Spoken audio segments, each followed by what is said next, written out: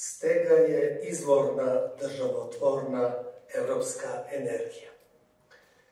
Stanovnici ovog dragocjenog prostora od uvijek su težili i stvarali državu koja u svojoj burnoj istoriji nestajala i vraćala se.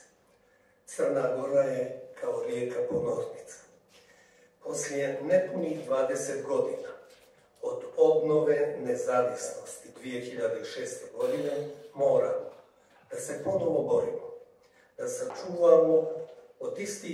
sačuvamo od istih unutrašnjih i spoljašnjih protivnika. Umjesto razvoja, napretka i sigurnosti koje smo očekivali i koji proizilaze iz profesionalnog rada državnih institucija, svjedočimo da su najveće zloupotrebe i korupcija upravo u državnim institucijama. I odmah preciziram, najviše u katastru i najvrednije nezakonitosti su sa državnom imovinom. Dakle, zakoniti, profesionalni i efikasni rad institucija je namjerno sabotiran, ometan i blokiran. Zato se Stega pojavila da pokrene sve snage koje teže istom cilju, članstvo u Europsku uniju i žele napredak Crne Gore. Ima li drugog i boljeg načina nego što nudi Stega?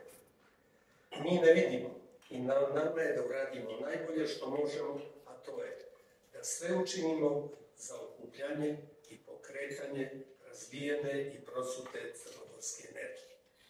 Dakle, ne otaljati, ne bilo kako odraditi, već ispunjenje poglavlja 23-24 vladavina prava iskoristiti kao mogućnost, kao mehanizam koji nam je dat, koji moramo maksimalno iskoristiti da očistimo katastar i sve druge institucije od nezakonitosti i antidržavnog djelovanja. Katastar može biti pilot projekat i model za sve institucije jer su zloupotrebe lako dokaziva, a vrijednost je najveća. Proces izrade strategije trajaće 2 godine do 2026. kada će biti usvojena dugoročna strategija u svim oblastima, od prava, ekonomije, zdravstva, socijalne politike, kulture, politike identiteta, sa ciljem da se ostvari proklamovana Agenda 2028, a to je punopravno članstvo Crne Gore u Europskoj uniji. Stega u svom nazivu simbolički povezuje najslavnije datume crnogorske prošlosti sa budućnošću Crne Gore, sa naglaskom na stegi, prvom crnogorskom zakonodavnom aktu iz 1796. godine, kao aktu ujedinjavanja, nasuprot tendencijama razjedinjavanja crnogorskog društva i razgradnje crnogorske države. Zato na prvoj stranici našeg dokumenta stoje riječi Petra I. Na oku Crnogorci. Stega je dosta slučajno došlo do saznanja da je na predlog zakona o izmjenama i dopunama zakona o državnoj svojini Nova srpska demokratija intervenisala amandmanski i da je na vladi Crne Gore ta inicijativa obrazložena tehničkim promjenama u pravcu skraćivanja i izbjegavanja pribavljanja dozvola i odobrenja za korištenje prava upotrebe grobanja, što je rezultiralo olakim prihvatanjem i upućivanjem amandmana u skupštinsku proceduru. Stega je odmah prepoznala krajnju namjeru inicijative ovih izmjena, to jest da se učinjenom izmjenom želi promijeniti državno-pravni status grobanja, pa je premijeru vlade Crne Gore Miletu Spajiću uputilo otvoreno pismo u kojem je analiziran predloženi amandman i dovodeći u vezu odredbe članova 16 i 17 Zakona o državnoj imovini sa članom 58 stav 3 Ustava Crne Gore potanko objasnila refleksijom ovog amandmana na postojeći pravni status grobalja u Crnoj Gori, te zahtijevala da se amandman povuče iz skupštinske procedure. Premijer Spajić je najavio da će vlada povući amandman iz skupštinske procedure i da će se pitanje grobalja urediti posebnim zakonom o grobljima, te da će se oformiti široka radna grupa koja će do kraja godine raditi na ovom zakonu.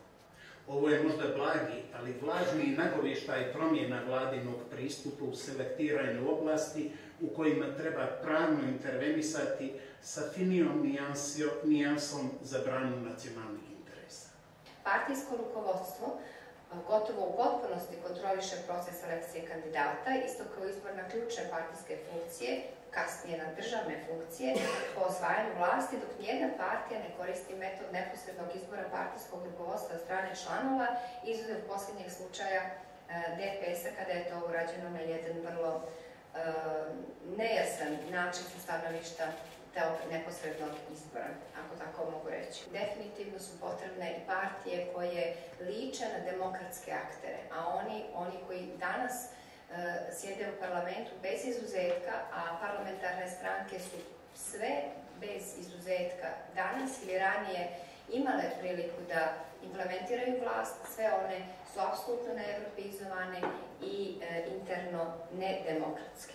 I ono što je još ključno jeste da uprkos uređenju mandata kao slobodno, političke partije u stvari de facto raspolažu mandatima, što se između ostalog ogledaju veoma obazrivom selektovanju kandidata za poslanike, što znači da oni nisu predstavnici građana, nego su predstavnici partija, da mi samo glasamo, a u stvari ne biramo svoje predstavnike. Umjesto izlaganja na temu Crna Gora u EU, ja koristim priliku godišnje skupštine Stege da kao temu za razmišljanje postavim pitanje kojom bi se to građevinom ili građevinama Crna Gora predstavila sutra u maloj Evropi. Prinos grožđa iznosio je 50% od ukupne proizvodnje voća u Crnoj Gori. Kompanija 13. plantaže čini 90% crnogorskog vinogradarstva i vinarstva. Znači da ova kompanija personifikuje i predstavlja Crnu Goru na najbolji način kao kvalitetnu vinsku destinaciju.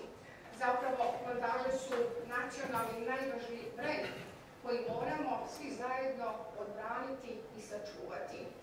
Trebamo ih sačuvati zato što plantaža i Crna Gora ima najveći vinograd u jednom kompleksu koji nemaju vodeće vinske zemlje. Daću kratak primjer, a upravo i dok danas razgovaramo, na globalnoj sceni se dešavaju neke stvari koje mogu ići u korist ovome. Naime, to je podatak od prije nekoliko godina, ali trenutno u svijetu od 10 najtraženijih zanimanja, najaktuelnijih zanimanja, 7 od tih 10 zanimanja uopšte nije postojalo prije 5 do 10 godina. I to znači da mi obrazujemo ljude i da se fokusiramo na obrazovanje određenih ljudi i usmjeravamo energiju na obrazovanje specijalističkih nekih znanja, koja možda uopšte neće biti i potrebna za 5 ili 10 godina. Po mom dubokom uvjerenju, jedan od osnovnih problema neuspjelih više reformi na prostoru Crne Gore je u tome što je svaka reforma bila zamišljena tako da se završi u mandatu jedne vlade. Niko nema ambiciju da govori o procesu koji bi trajao 2 ili 3 generacije ili 2 ili 3 vlade.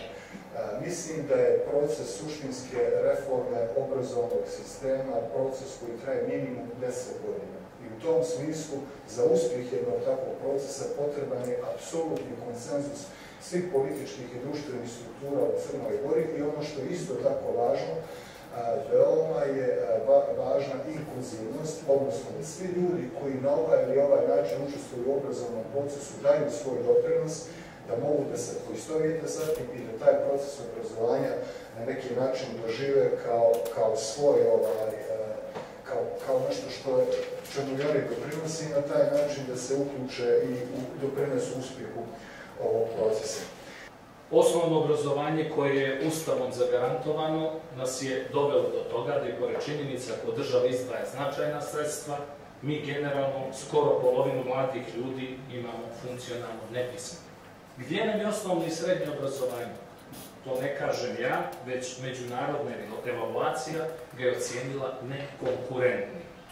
Ono što bih također istakao, znači ovom prilikom, jeste činjenica da mi sve dobro uradimo. Usvojimo strategije, donesemo zakon, nam se postavlja suštinsko pitanje njihove konkretne primjene, odnosno da stvari nazovemo jednostavnim rječnikom mjerenja uticaja, znači tih, da kažemo, dokumenata na ono što je vrlo bitno kada govorimo o Crnoj Gori. I završio bih danas svoje izlaganje jednom vedrijem tonu, ako postoji uvijek jedna i druga strana medalje, ohrabruje i činjenice, evo tu su i pripadnice ljepšeg pola, da s aspekta učešća u naučnoj mreži one već polako zauzimaju značajno mjesto. I interesantan je podatak, samo u toku 2023. broj odbranjenih doktorskih disertacija ide u korist i u prilog naših pripadnica ljepšeg pola. Dakle, prostora ima, ali samo treba malo više, što kažu, volje i upornosti. Zahvaljujem.